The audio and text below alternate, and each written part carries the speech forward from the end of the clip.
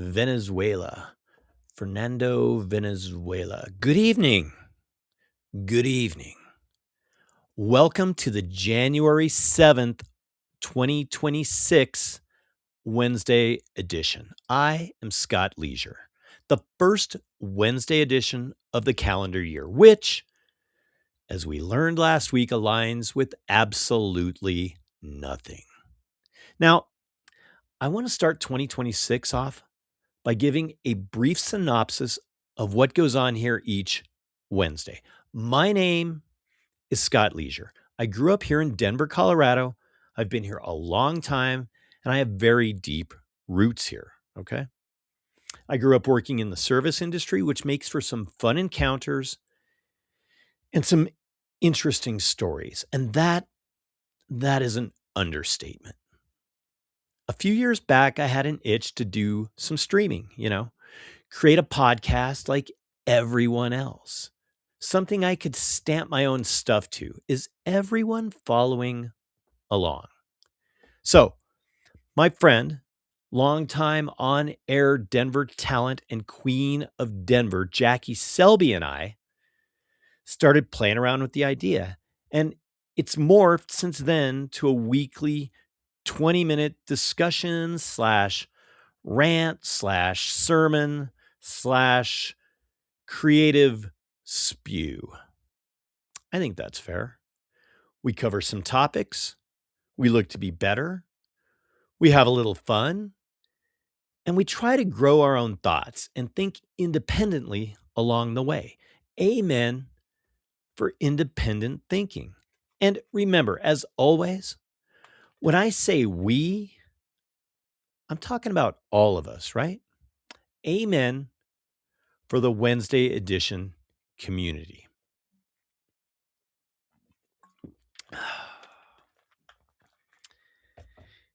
It is still everyone's favorite weekly podcast, even though it's 2026, right? The only thing that really changed from December 31st to January 1st is the numbers on the calendar, people. In the past few weeks, we really have had some good discussions about setting resolutions and goals as the calendar year was closing and the new year began. The next time you write 2025, look how simple it is for you to make it 2026. That's about as much difference there is from last week to this week, people. The fact is that you can start a goal or a resolution any flippin' day you want to. Amen for goals and resolutions, right?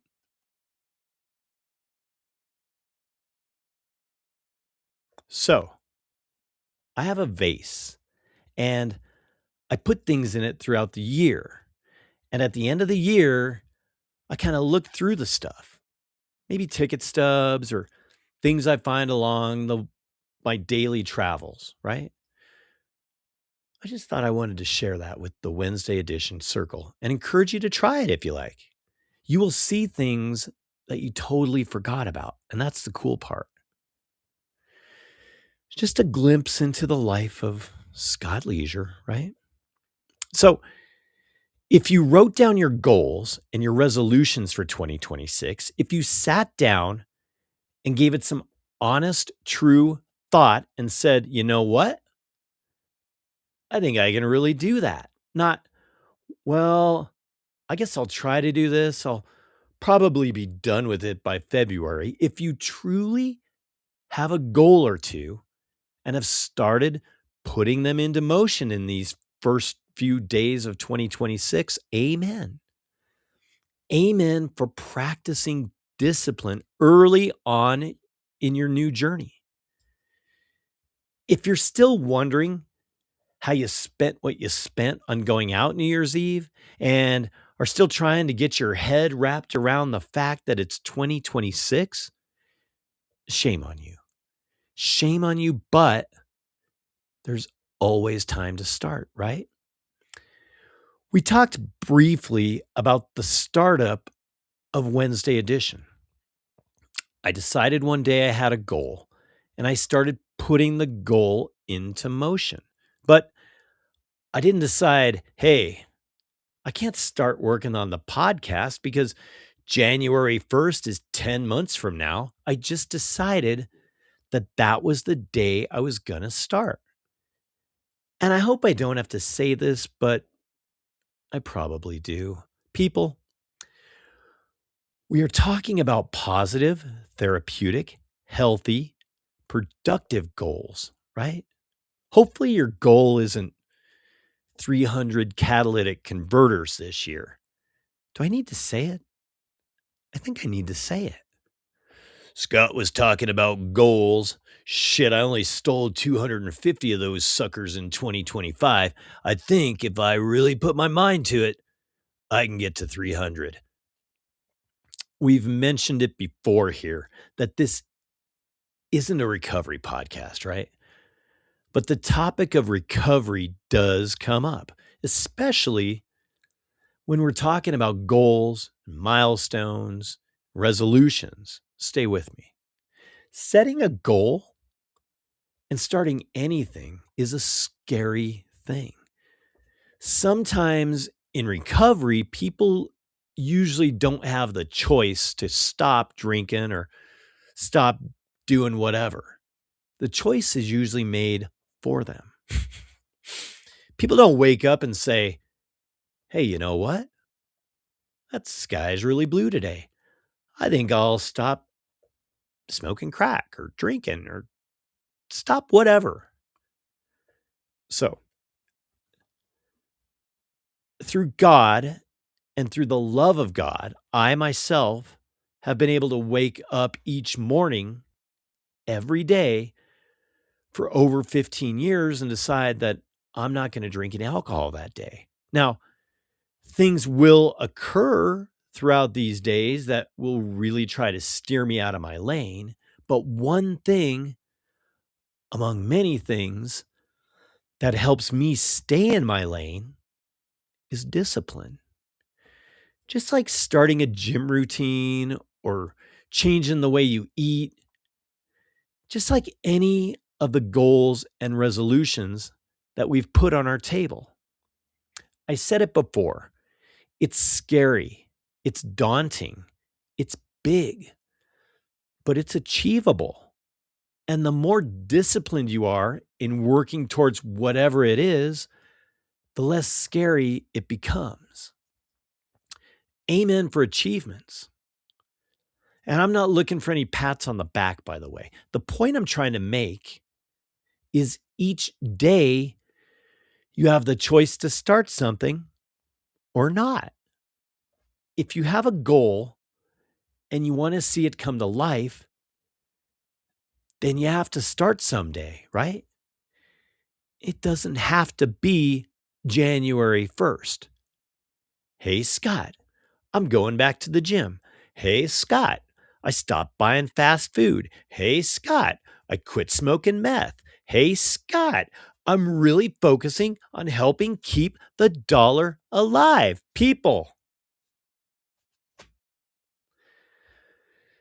The first Cash Friday of 2026 is in 2 days. Please do your part to help keep the dollar alive. Stop by the ATM on Friday, pull some cash out for the weekend, and spend it at a local business or with an artist or with a musician. Every week, people. Every week. Discipline, people. Discipline. The last approval rating of 2025 last week came in at a 210. Not a shabby bowling average, right? Right? 210. Remember, though, here at Wednesday Edition, the only true approval is knowing that we gave our best, right? Discipline. Okay. So, somehow, somewhere, at some point, someone in this next story decided they had some very lofty goals. Woke up one morning and decided, yeah, you know what? Let's do this. Let's make this happen. People, someone woke up one day and had the goal to open a ton of daycares and just collect all the money and not have any kids. Genius. No overhead, no staff, no kids, just a sign and some brightly painted walls. Walls. Yes, walls. The state of Minnesota is not new to fraud and scandals, people. In 2021, during the worst plague in history, COVID, feeding our future. Okay, stay with me. This was a $250 million COVID scheme, which now includes upwards of 75 defendants revolving around a nonprofit group called Feeding Our Future.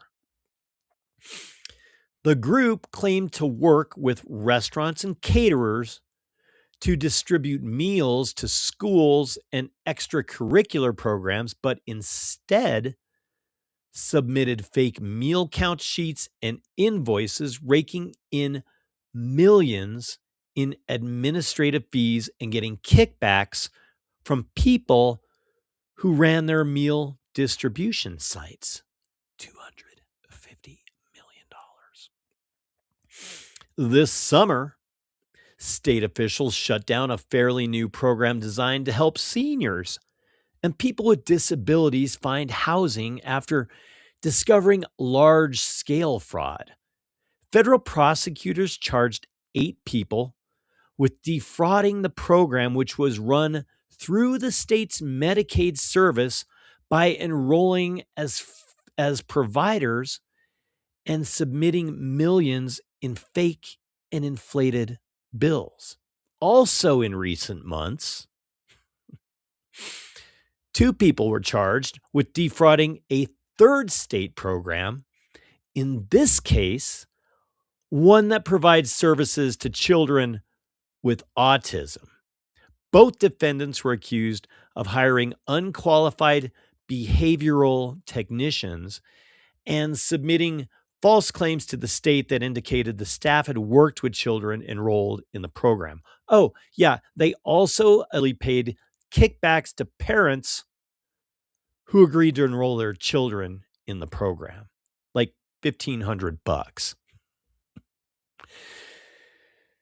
So let me get this straight. Just in Minnesota, money aimed for COVID relief, old timers, people with autism, and now childcare facilities are all victims of millions and billions of dollars in fraud. Taxpayer dollars since 2021. Oh, this just into Wednesday edition. Minnesota Governor Tim Walz withdrew his 4-month-old re-election bid. Okay. So Tim Walz was elected in 2018. He took office in 2019 and was reelected in 2022. Wait, what? Tim Walz was reelected? What is in the water in Minnesota? Well, according to the Minnesota Center for Environmental Advocacy, a 50-year-old environmental group, 40% of Minnesota waters are impaired. Yeah, that's right. Hundreds of lakes and rivers are not drinkable, fishable, or swimmable. 3 out of 4 Minnesotans depend on groundwater to drink. Private and municipal wells provide drinking water to most Minnesotans. 500,000 Minnesotans drinking water has nitrate pollution above safe levels, people. Okay. So it is in the water. And I did Google the Minnesota state motto, and the Minnesota state motto is the French pronunciation of the North Star. So there you go. How about Minnesota, where your tax dollars go to Somalia? Or Minnesota, you have autism, you won't know where your tax dollars went. Or how about Minnesota, where the water is as clean as our governor? People, this story is the perfect chance to practice what we preach here on Wednesday edition and do your own research and grow your own opinions. Amen for goals, right? That's how we got here, talking about goals, nitrates, fraud, cash, catalytic converter thefts, and discipline. Yeah, it must be Wednesday. Okay. We have to discuss this quickly. As you may or may not know, Wednesday edition is based out of the Mile High City, Denver, Colorado.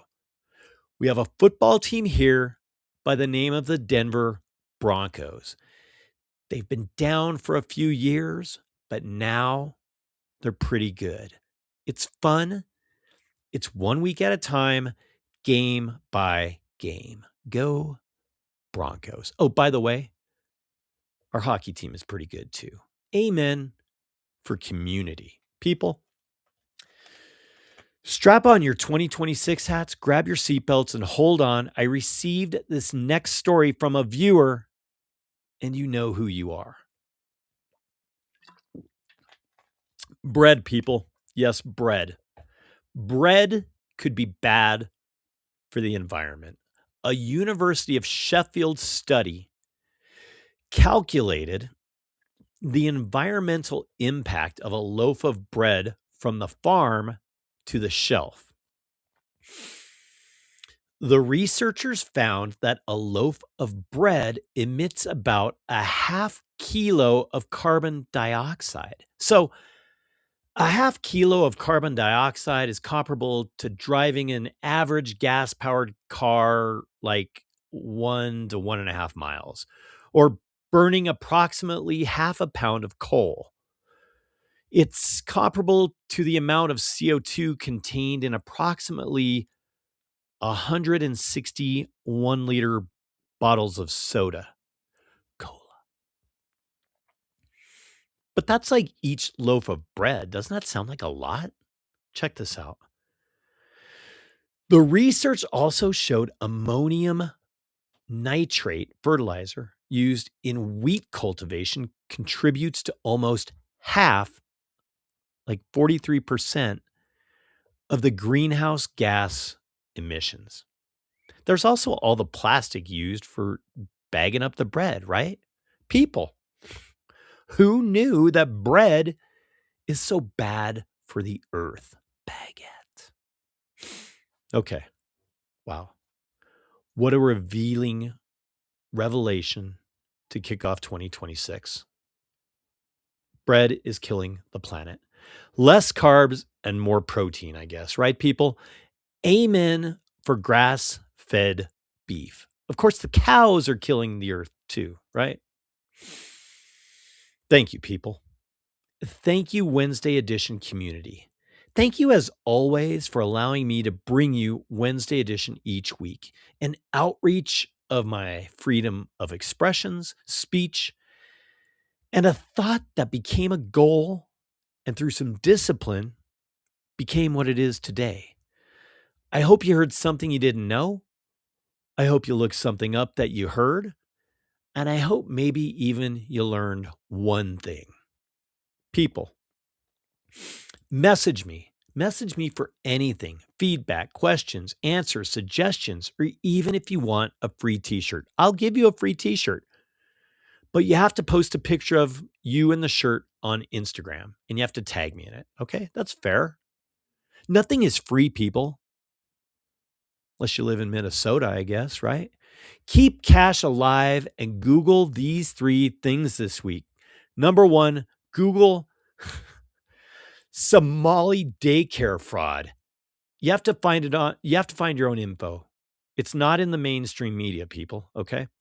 Number two, Google bread alternatives. Bread was a great band, by the way. Do this. Google Bread the band. Yeah, do that. Number three, Google the definition of discipline. Make Googling definitions a part of your daily practice, people, and thank me later. Okay. Remember, every week, the price we pay for associating with the wrong people is enough reason for us to be stricter about who we keep in our circles, right? And be careful if Tim Walls is in your circle. Okay. Okay. Let's kick off 2026 with the first top 5 song countdown of the year. All right. The top 5 songs from January 7th, 1979. Groovy. Let's do this. All right. Number 5, I Will Survive. Gloria Gaynor. Massive hit. Without a doubt, Gloria Gaynor's biggest hit. Only hit. Biggest hit. One for one. Number 4. Oh dear. YMCA, The Village People. I'm still confused how that became Trump's song. 2 for 2. It's fun to stay at the YMCA. You can get yourself clean. You can have a good meal. You can do whatever you feel, right? Number 3. Do You Think I'm Sexy? Rod Stewart. That was in a countdown a few weeks ago. It's a very funky countdown this week, by the way. 3 for 3. I like it. I like it, people. Number 2, January 7th, 1979, Le Freak by Chic. Nile Rodgers' net worth is well over $100 million, people. Amen for Nile Rodgers and amen for Le Freak. 4 for 4. And the number 1 song from January 7th, 1979, Too Much Heaven, the Bee Gees. Great Bee Gees tune. 5 for 5. Nicely done, people. A wonderful first Wednesday edition of 2026. Stay disciplined, stay vigilant, stay safe, eat some protein, and get some cardio. Save the planet and eat less bread, right? Or something like that. Oh, yeah. Don't forget the most important thing. Don't get trafficked. Wednesday edition. Every Wednesday, 5 p.m. Instagram, YouTube, and scottleisure.com. Subscribe to the YouTube, people. It really is the only way. Thank you. Keep things real and stay in your own lane, people. Oh, and freak out